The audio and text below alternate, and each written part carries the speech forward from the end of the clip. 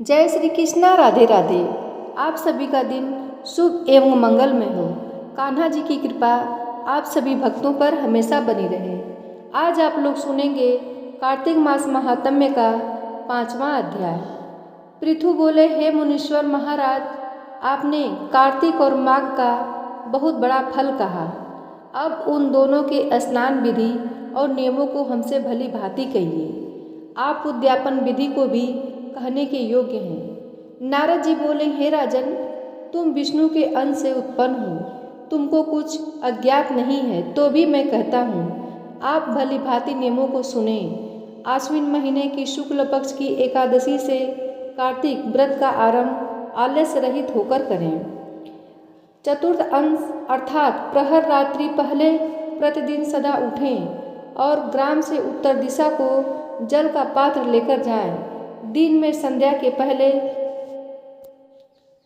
कान पर यज्ञोपवीत स्थापित कर उत्तर मुख करके भूमि में तृण बिछावें और सिर को वस्त्र से ढांक लें। मुख को यन से बंद करके थूकने और श्वास लेने से रहित हो मूत्र तथा मल का त्याग करें। रात्रि में दक्षिण दिशा की ओर मुख करके मल त्यागें। शिश्न को हाथ में थामे हुए उठें और मिट्टी लगाकर धोवें।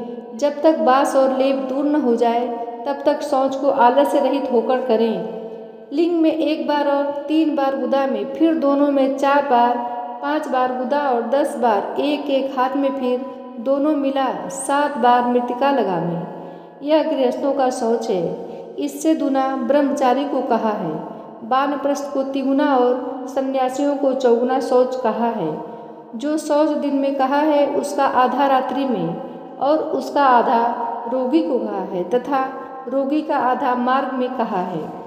शौच कर्म से रहित मनुष्य की सब क्रिया निष्फल हो जाती है। मुख शुद्धि से रहित मनुष्य को मंत्र फलदायक नहीं होते। अतएव दांतों और जीभ की शुद्धि भी यत्न से करें। दंत धावन के निमित्त वृक्ष की इस प्रकार प्रार्थना करें, आयु, बल, यश, तेज, संतति, द्रव्य, वेद पठन एवं बुद्धि, हे वनस्पति तू हमको प्रदान करो।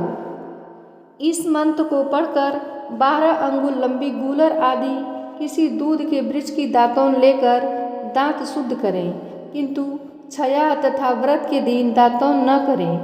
प्रतिपदा, अमावस, नवमी, छठ, रविवार तथा चंद्र और सूर्य के ग्रहण में भी दंत धावन न करें। कांटों का वृक्ष कपास, संभालू, पीपल, रबड़, अरंड तथा दुर्गंध युक्त वृक्ष दंत धावन में वर्जित है, अर्थात इनकी दातौन न करें। तदंतर प्रसन्न मन से पुष्प, गंध और तांबूल लेकर भक्ति युक्त हो विष्णु अथवा शिव के मंदिर में जाएं। वहां देवता को पाद, अर्घ आदि उपचारों से पूजन, स्तुति तथा नमस्कार करके गीत आदि मंगल गान करें। ताल, वेणु, मृदंग आदि की ध्वनि से युक्त नाचने वालों समेत गवैयों का फूल, चंदन आदि से सत्कार करें। देवालय में गान में तत्पर होने के कारण वे लोग विष्णु के स्वरूप होते हैं। सतयुग आदि में तप, यज्ञ, दान भगवान को प्रसन्न करते हैं, कलयुग में नहीं, क्योंकि कलयुग में केवल गान की ही प्रशंसा है। हे राजन, मैंने भगवान से पूछा कि देवेश आप कहाँ निवास करते हैं? तब भगवान ने उत्तर दिया कि हे नारद, न मैं वैकुंठ में बसता हूँ और न योगियों के मन में। मेरे भक्त जहाँ गान करते हैं वहाँ ही मैं स्थित रहता हूँ। गंध, पुष्प आदि से उन मेरे भक्तों की जो पूजा की जाती है उससे जैसा मैं प्रसन्न होता हूँ वैसा अपने पूजन से प्रसन्न नहीं होता।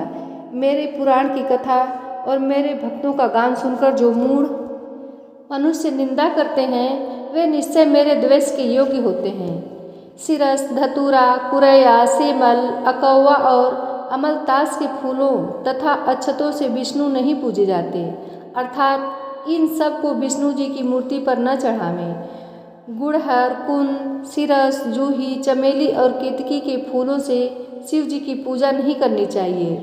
लक्ष्मी जी की इच्छा रखने वाला मनुष्य तुलसी पत्र से गणेश जी की और दुर्वा से दुर्गा जी की पूजा न करें। तैसे ही अगस्त के फूल से सूर्य की पूजा न करें। पूजा में जिन देवताओं के लिए जो पुष्प विहित हैं उनसे ही पूजा विधि संपन्न करके देव भगवान से क्षमा करता हुआ कहें, हे सुरेश्वर अर्थात देवताओं की स्वामी, जो मैंने मंत्रहीन, क्रियाहीन और भक्तिहीन पूजन किया है, हे देव वह पूर्ण हो। तदंतर प्रदक्षिणा करके दंडवत प्रणाम करें और भगवान से अपराध क्षमापण करा करके गान आदि समाप्त करें। जो मनुष्य कार्तिक की रात्रि में विष्णु तथा शिव का भली भांति पूजन करेंगे, वे मनुष्य अपने पुरुषों समेत पाप रहित हो वैकुंठ धाम को जाएंगे। इस प्रकार 5वां अध्याय समाप्त हुआ। बूढ़ी माई की कथा। बहुत समय पहले की बात है। किसी गांव में एक बूढ़ी माई थी जो चातुर्मास में पुष्कर स्नान किया करती थी। उनका एक बेटा और बहू थी। एक दिन बूढ़ी माई ने अपनी बहू को फलाहार बनाने को कहा तो बहू ने खाली टिफिन ही रख दिया।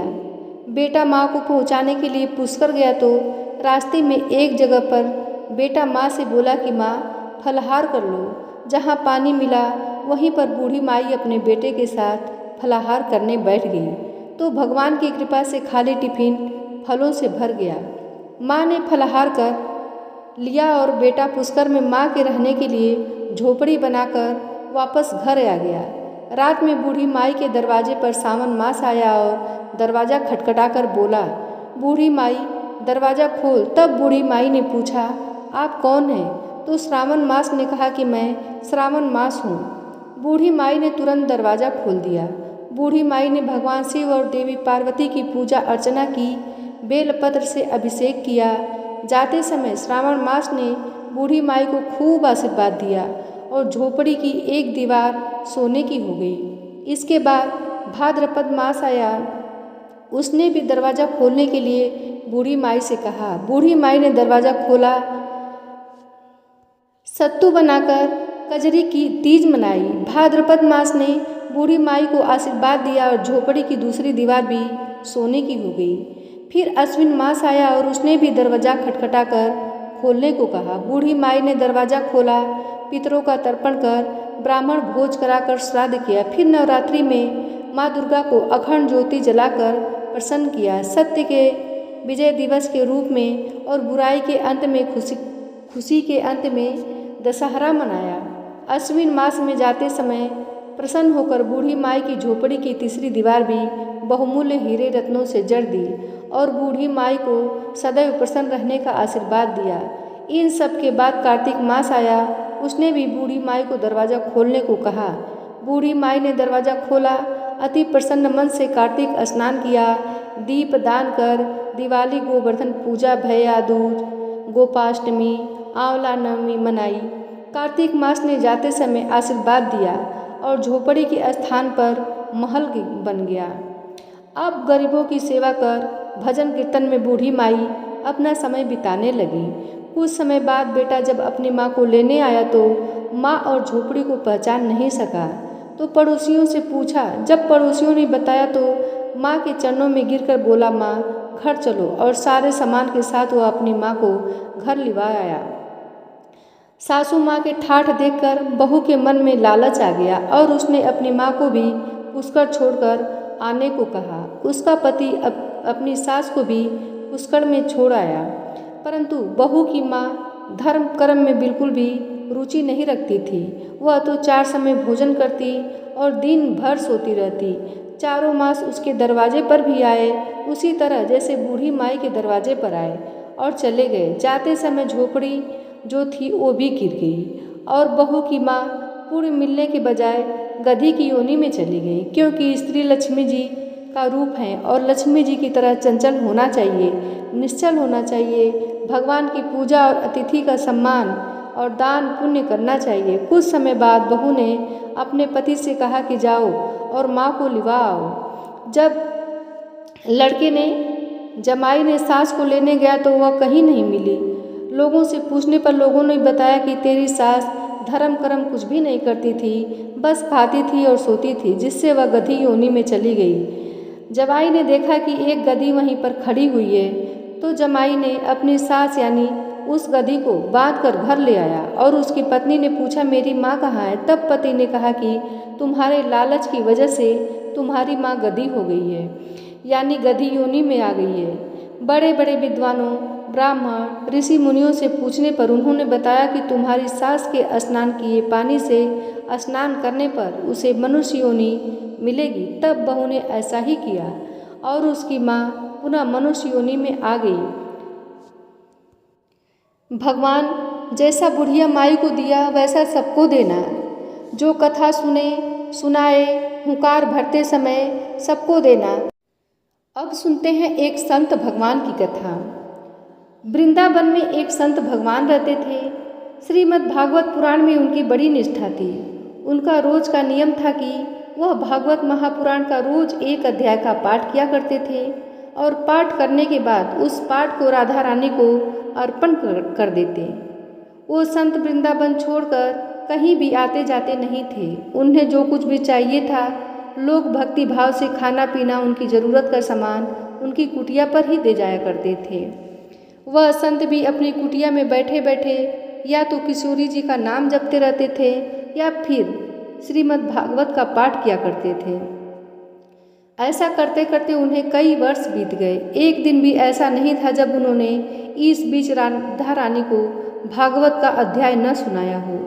वे संत अब बूढ़े हो रहे थे। श्रोताओं, यह बुढ़ापा ऐसा ही होता है। शरीर के सारे अंग कमज़ोर हो जाते हैं। कानों से सुनाई देना कम हो जाता है। आँखों से दिखाई देना भी कम हो जाता है। यहाँ तक कि चलने फिरने के लिए शरीर में शक्ति भी नहीं रह जाती।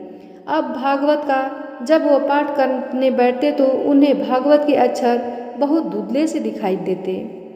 पढ़ने में बड़ी कठिनता होती। बहुत देर तक नजरें गड़ाए रहते। तब धीरे धीरे जो कुछ समझ में आता उसी को पढ़ने लगते। कुछ दिनों के बाद तो अब उन्हें दिखना और भी कम हो गया। भागवत कथा पढ़ने में असमर्थ हो रहे थे। संत जी को सिर्फ एक बात का अफसोस था। अफसोस इस बात का नहीं था कि उनकी आँखों की रोशनी कम हो रही थी। अफसोस इस बात का था कि अब वह भागवत का पाठ कैसे करेंगे और कैसे राधा रानी को भागवत सुनाएंगे। उनका कई वर्षों का एक नियम था जो ऐसा लगता था कि अब टूट रहा है। ऐसा लगता था जैसे अब वह इस नियम का पालन नहीं कर पाएंगे। हर समय उनके मन में बस यही दुख रहता था कि अब मैं राधा रानी को भागवत कैसे सुना पाऊंगा। अब एक दिन की बात है, उन्होंने भागवत की पुस्तक निकाली और पढ़ने का प्रयास किया, लेकिन सारे अक्षर धुंधले दिखाई दे रहे थे। उन्हें एक भी अक्षर समझ में नहीं आया। बड़े दुखी हो गए और दुखी मन से अब वे भगवान कृष्ण को याद करने लगे कि प्रभु, मैंने इतने दिनों से भागवत का पाठ कर रहा हूँ, आपने आज ऐसा क्यों किया बताइए। अब मैं राधा रानी को पाठ कैसे सुनाऊँ। और यह सोचकर और भगवान को याद करते करते वह रोने लगे। रोते रोते सारा दिन बीत गया। शाम हो गई। यहाँ तक कि दुख के मारे संत जी ने उस दिन कुछ भी खाया पिया नहीं, क्योंकि उनका रोज का नियम था जब तक वो भागवत का एक पाठ राधा रानी को सुनाकर उन्हें समर्पित नहीं करते वह भोजन ही नहीं करते थे, ना ही पानी पीते थे। जब शाम हो गई तो तभी उनके दरवाजे पर एक दस्तक हुई। किसी ने दरवाज़ा खटखटाया और एक तो संत जी को वैसे ही कम दिखाई दे रहा था। उन्हें यह भी नहीं पता चलता कि सामने कौन है, उनसे बात कर रहा है या कौन उनके दरवाजे पर दस्तक दे रहा है। वे किसी को पहचानने में भी असमर्थ हो चुके थे। किसी तरह से दरवाजे पर पहुँचे। दरवाज़ा खोलकर बोले, कौन है। तब एक नन्हा सा बालक बोला, बाबा, माँ ने आपके लिए खाने के लिए कुछ भेजा है। वह संत दुखी तो थे ही, भोजन की बात सुनते ही बोले, नहीं खाना, ले जाओ यहाँ से। जब तक मेरा नियम नहीं पूरा होगा मैं भोजन नहीं करूँगा। वह नन्हा बालक बोला, बाबा, कौन सा नियम। अब ऐसा लगा मानो उन संत को अपना दुख बांटने वाला कोई मिल गया हो। सुबह से शाम हो गई। उनके मन में जो भारी दुख था अब वो उसी बालक को सुनाते हुए बोले, बेटा, मैं रोज़ अपनी राधा रानी को भागवत का एक पाठ सुनाया करता हूँ और उसके बाद ही कुछ खाता हूँ। और आज तो सुबह से शाम हो गई, मैंने पढ़ने का बहुत प्रयास किया, लेकिन मेरी आँखों से आज तो बिल्कुल भी नहीं दिखाई दे रहा।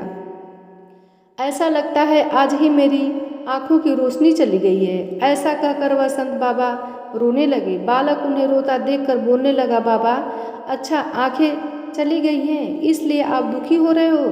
तो संत महाराज बोले, अरे बेटा, यह आँखें भला किसको चाहिए। अरे मैं तो इसके लिए दुखी हो रहा हूँ कि अब मैं अपनी राधा रानी को भागवत कैसे सुनाऊंगा। तब संत महाराज की बात सुनकर वो नन्हा बालक बोला, बाबा थोड़ा रुको, मैं बिल्कुल अभी आया। ऐसा कहते ही वो बालक दौड़कर वहाँ से चला गया और बाबा वहीं दरवाजे पर खड़े रह गए। इतने में ही वह बालक फिर से तेजी से दौड़ता हुआ वापस आया और बाबा को हाथ में कुछ पकड़ते हुए बोला, बाबा यह लो पट्टी और अपनी आंखों पर बांध लो। ऐसा कहकर वह पट्टी संत महाराज के हाथों में पकड़ाकर भाग गया। बाबा उसे आवाज़ देते ही रह गए, लेकिन वह रुका नहीं। तब बाबा बड़े दुखी मन से कमरे के अंदर जाकर धरती पर ही लेट गए। बाबा ने सोचा, हो सकता है किसी वैद्य का बालक होगा, कुछ इलाज जानता होगा, हो सकता है इस पट्टी में कुछ गरम मरहम लगा हो, चलो लगाकर देखता हूँ, शायद कुछ आराम मिल जाए, शायद मुझे दिखना शुरू हो जाए। ऐसा सोचकर बाबा ने धरती पर लेटे लेटे ही हाथों में पकड़ी पट्टी आंखों पर बांध ली और सो गए। कुछ देर के बाद जब बाबा उठे तो बड़ा आश्चर्य हुआ। यह बहुत हैरानी की बात थी कि बाबा को सुबह से लेकर शाम हो गई, भागवत का एक अक्षर भी समझ में नहीं आ रहा था। यहाँ तक कि उन्हें अपने कमरे में रखी वस्तुएं भी साफ साफ नहीं दिख रही थी। अब उन्हें सब कुछ साफ साफ दिखने लगा। एक एक चीज़ उन्हें बिल्कुल साफ साफ नजर आ रही थी। यह देखकर बाबा बड़े प्रसन्न हुए। सोचने लगे, वह बालक तो बड़ा करामाती निकला। अच्छा देखता हूँ आखिरकार उस बालक ने इस पट्टी में क्या औषधि लगाई है। बाबा ने जैसे ही अपने हाथ में उस पट्टी को लेकर देखा तो उसमें क्या देखा कि ना तो उसमें कोई औषधि है, ना ही किसी तरह का लेप लगा हुआ है, बल्कि उसमें तो केवल राधे राधे लिखा हुआ था। यह देखते ही संत महाराज तो फूट फूट कर रोने लगे और कहने लगे कि किशोरी जी, आपके नाम की कितनी महिमा है। आपका नाम लिखा भर होने से इस पट्टी से मुझ अंधे को आंखें वापस मिल गई है। मुझे और क्या चाहिए। बाबा बोले, राधे मुझसे इस श्लोक सुनने में आपको कितना आनंद आता है। अब देखो, आज से मैं तुम्हें रोज़ भागवत सुनाऊंगा। बाबा बड़े प्रसन्न थे। बहुत खुशी के साथ, बड़े उत्साह के साथ वह जल्दी से उठ गए और फिर रात में स्नान आदि करके पाठ करने बैठ गए। आज जब वे राधा रानी को भागवत सुना रहे थे तो उनकी आवाज़ में एक अलग ही खुशी थी, एक अलग ही ऊर्जा थी। होती भी क्यों ना स्वयं राधा रानी और उनके बांके बिहारी जी ने जो उन पर इतनी बड़ी कृपा की थी। प्रेम से बोलिए, श्री राधे रानी की जय हो, बांके बिहारी की जय हो।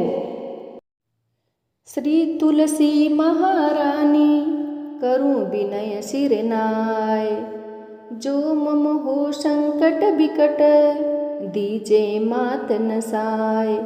नमो नमो तुलसी महारानी, महिमा अमित न जाय बखानी। दियो विष्णु तुमको सन्माना, जग में छायो सुयस महाना। विष्णु प्रिया जय जयति भवानी, तिहु लोक की हो सुख खानी।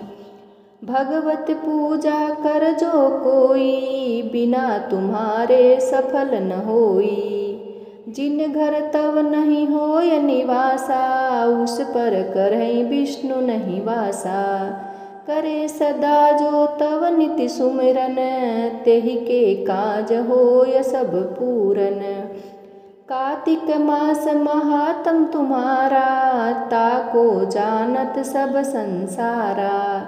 तब पूजन जो करे कुंवारी, पावे सुंदर बर सुकुमारी। कर जो पूजन नित प्रति नारी, सुख संपत्ति से होय सुखारी। वृद्धा नारी करे जो पूजन, मिले भक्ति होय पुलकित मन। श्रद्धा से पूजे जो कोई, भवनिधि से तर जावै सोई। कथा भागवत यज्ञ करावे, तुम बिन नहीं सफलता पावे। छायो तब प्रताप जग भारी, ध्यावत तुम्हि सकल चितधारी। तुम्ही मात यंत्रन तंत्रन, सकल काज सिद्धि होवे क्षण में। औषधि रूप आप हो माता, सब जग में तब यश विख्याता। देव ऋषि मुनियो तपधारी, करत सदा तव जय जयकारी। वेद पुराणन तव यस गाया, महिमा अगम पार नहीं पाया। नमो नमो जय जय सुख कारणी, नमो नमो जय जय दुख निवारणी। नमो नमो सुख संपत्ति देनी, नमो नमो अग काटन छेनी। नमो नमो भक्तन दुख हरणी, नमो नमो दुष्टन मद छेनी। नमो नमो भव पार उतारणी, नमो नमो परलोक सुधारणी। नमो नमो निज भक्त उबारणी, नमो नमो जन काज समारणी। नमो नमो जय कुमति नसामनी, नमो नमो सुख उपजामनी। जयति जयति जय तुलसी माई, ध्याऊं तुमको शीस नवाई। निज जन जानि मोहि अपनाओ, बिगड़े कारज आप बनाओ। करूँ विनय मैं मात तुम्हारी, पूर्ण आशा करहूँ हमारी। शरण चरण कर जोरी मनाऊं, निस दिन तेरे ही गुण गाऊं। क्रतुमा यह अब मोह पर दाया, निर्मल होय सकल मम काया। मंगु मात यह बर दीजे, सकल मनोरथ पूर्ण कीजे। जनु नहीं कुछ नेम आचारा, क्षमहु मात अपराध हमारा। बरह मास करे जो पूजा, तासम जग में और न दूजा। प्रथम ही गंगा जल मंगवावे, फिर सुंदर स्नान करावे। चंदन अक्षत पुष्प चढ़ावे, धूप दीप नैवेद्य लगावे। करे आचमन गंगा जल से, ध्यान करे हृदय निर्मल से। पाठ करे फिर चालीसा की, स्तुति करे मात तुलसा की। यह विधि पूजा करे हमेशा, ताके तन नहीं रहे कलेसा। करे मास कार्तिक का साधन, सोवे नित पवित्र सिद्ध हुई जाई। है यह कथा महासुखदाई, पढ़े सुने सो भव तर जाई। तुलसी मैया तुम कल्याणी, तुम्हारी महिमा सब जग जानी। भावना तुझे माँ नित नित ध्यावे, गा गा कर माँ तुझे रिझावे। यह श्री तुलसी चालीसा, पाठ करे जो कोई। गोविंद सो फल पावहीं, जो मन इच्छा होय। जय तुलसी माता की, जय कृष्ण भगवान की। तुलसी महारानी नमो नमो, हरि की पटरानी नमो नमो। धन तुलसी पूर्ण तप कीनो, शालिग्राम बनी पटरानी। जाके पत्र मंजरी कोमल, श्रीपति कमल चरण लपटानी। तुलसी महारानी नमो नमो, हरि की पटरानी नमो नमो। धूप दीप नैवेद्य आरती, पुष्पन की वर्षा बरसानी। 56 भोग 36 व्यंजन, बिन तुलसी हरि एक न मानी। तुलसी महारानी नमो नमो, हरि की पटरानी नमो नमो। सभी सखी मैया तेरो यस गावे, भक्ति दान दीजे महारानी। नमो नमो तुलसी महारानी, तुलसी महारानी नमो नमो। तुलसी महारानी नमो नमो, हरि की पटरानी नमो नमो।